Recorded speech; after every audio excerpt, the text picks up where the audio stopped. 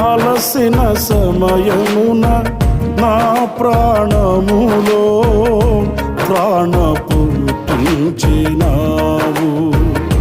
ఆదరణ కలిగించి పిలుపును స్థిరపరచి ధైర్యముతో నింపినావు.